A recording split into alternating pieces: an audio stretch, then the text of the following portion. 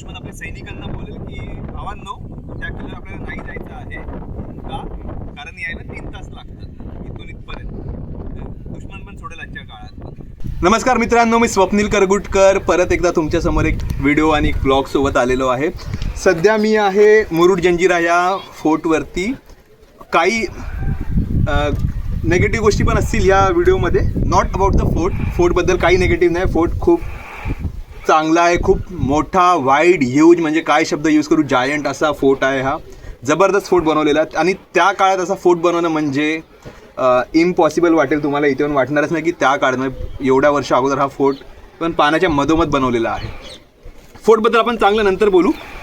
सर्वात आधी मला प्रश्न आहे शासनाला की इतका चांगला किल्ला आहे, इतकं अलिबाग म्हणजे टुरिझम स्पॉट झाला आजच्या काळात आणि तुम्ही सुविधा नाही देऊ शकत लोकांना. इतकी गर्दी होती. मी तुम्हाला खरं सांगतो, मी टाईम टू टाईम तुम्हाला सगळं सांगेन. मी 1:40ला जिथे तिकीट घेतात तिथे पोचलेलो. 1:40ला पार्किंग केली गाडी. 1:40 आणि आता वाजत आहेत, तुम्ही टाईम बघू शकता, वाजत आहेत जर दिसला तर 4:30 म्हणजे मी ते आलेलो 1:30ला. मी जस्ट आता इथे किल्ल्यावर पोचलो आहे. 3 तास लागले मला तिथून इथे यायला. कारण सर्वात पहिलं तर जे तिकीट देत होते, 2 मोठ्या खिडक्या होत्या, एकच खिडकी चालू होती आणि त्यात पण फक्त एकच माणूस बसलेला. तिकीटच्या लाईनीमध्ये आम्ही कमीत कमी मला वाटतं आम्ही 1.5 तास उभे होतो तिकीट काढण्यासाठी. ती पण कुठली, बोटीची तिकीट. 2 विंडोज होते दोन्ही पण, आणि ते त्यांची दादागिरी चालू होती वेगळीच आणि भाषा तर वेगळीच होती त्या लोकांची. पण आपण ते भांडायला नाही आलेलो आहो, नाहीतर आपण बरोबर करतो लोकांना. त्यानंतर आम्ही बोटीसाठी थांबलो आणि बोटीची गंमत काय माहिती आहे काय, मला कळालं नाही. एक लाईन होती जिथे मोटरची बोट होती, एक होती जिथे मॅन्युअल अशी ते हे करतात ती बोट होती. आम्हाला मॅन्युअल ह्याच्यात पाठवलं. मी विचारलं का, तर बोलले की नाही असंच आहे करून. उत्तर काही नाही. तिथे अजून आम्ही थांबलो पाऊण ते 1 तास.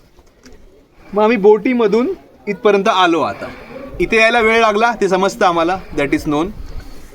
आणि एक गोष्ट सांगायची, जे व्यक्ती होते ज्यांच्या बोटमधून आम्ही आलो त्यांनी खूप चांगल्या प्रकारे असं म्हणजे शासनाने जितकं फेल केलं आहे ना या किल्ल्याला आणि या टुरिझमला, तितकं हे जे बोटीतून आणणारी लोक आहेत ना, हे लोक तितकंच चांगलं काम करत आहेत. त्यांनी आम्हाला या किल्ल्याची पूर्ण माहिती दिली. म्हणजे लोकांना कंटाळा येतो ना की आम्ही 1-1.5 तास लाईनीत थांबलो, मग परत एका लाईनीमध्ये अजून 1 तास थांबलो. लोकांना कंटाळा आलेला असतो ना, त्या माणसाने आमचा तो कंटाळ्यानं पूर्ण घालवून टाकला. एकदम पूर्ण स्टोरी सांगितली किल्ल्याबद्दल, महाराजांबद्दल, काय काय घडलं या किल्ल्यामध्ये आणि आजपर्यंत इथे कोण कोण राहायचे, 1970पर्यंत इथे लोक राहायची, इथपर्यंत त्यांनी आम्हाला सगळं सांगितलं. एवढा इतिहास सांगितला. आणि ऑब्व्हियसली त्यांना आम्ही काही खुशी म्हणून आम्ही त्यांना काही फीस दिली.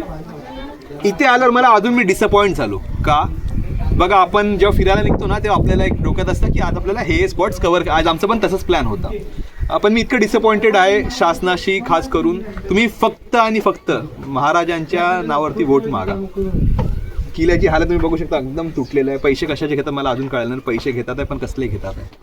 तर तुम्ही पैसे एवढे घेता आहे तर मग तेवढी सुविधा पण द्या ना. मेंटेन का नाही करू शकत?